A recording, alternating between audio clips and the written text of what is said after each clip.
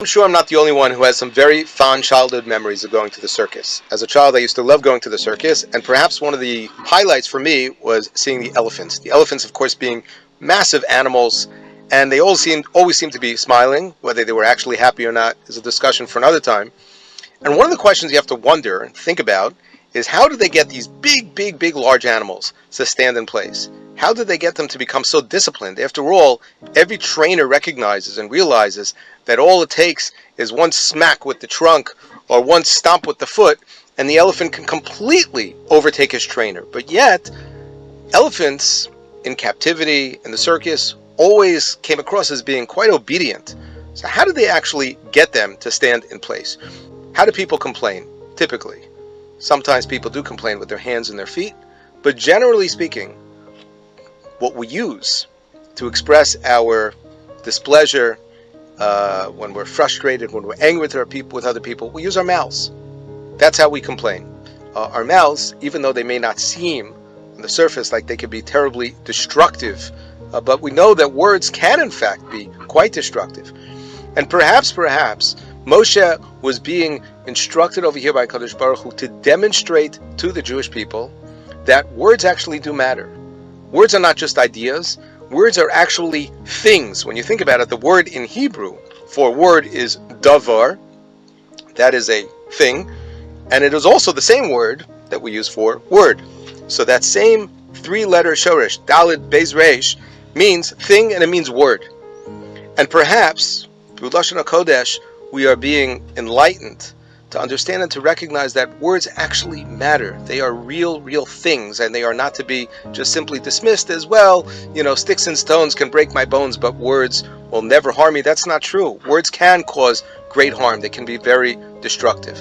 Words can actually be very constructive as well. Words can literally create. In fact, if you take a look at the very beginning of the Torah, when Hashem creates the world is created through speech. Vayomer Elokim Yehi Or. God spoke and brings the world into being. Baruch she'amar v'haya ha'olam. And later on in history, when Hashem gives the Torah to the Jewish people, at the moment of Maimon Har Sinai, when He introduces Himself, so to speak, to the Jewish people, He does so by delivering what we call the Aseres HaDibros. We translate as commandments, but it's not really commandments. God speaks to the people. So speech can be very powerful. Perhaps Moshe Rabbeinu was being told, you know what, now you have an opportunity to go ahead and to demonstrate to the people that you can actually speak. And it really matters. It has a real effect. I have the staff in my hand, but I don't need to use it. By my speech alone, I can actually go ahead and with HaKadosh Baruch Hu's help, with His assistance, bring water forth from this rock.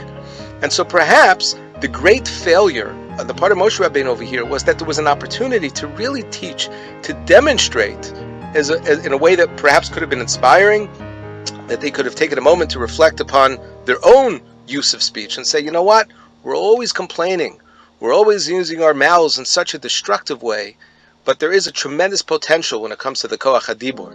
When it comes to the ability to speak, we can be very constructive, it can be very positive, it could literally bring water forth from a rock. Obviously, that's not something that you and I can do, but in the right setting, with the right siyata d'shmaya, anything is possible with words. And so what I was told is the way that the elephants were actually trained to stand in place is that when they are very young and relatively small, we know that elephants are large even when they're born, but relatively small, so they'll take a stake and put it in the ground and take a chain and put it around the elephant's foot. At that point, the elephant is not strong enough to go ahead and to walk away. And so the elephant tries, moves a little this way, a little that way, and realizes, I can't go anywhere. And the next morning, the elephant once again tries and realizes, as long as there's a chain around my foot, so there's nowhere for me to go. Slowly but surely, the elephant continues to grow and mature and becomes a very large animal, thousands of pounds.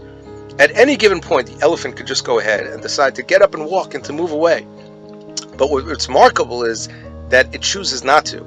We also don't always realize the incredible potential that we have specifically within the realm of Dibur when it comes to speech. We have incredible strength, we have incredible power and potential when it comes to the Koach HaDibur, when it comes to speaking.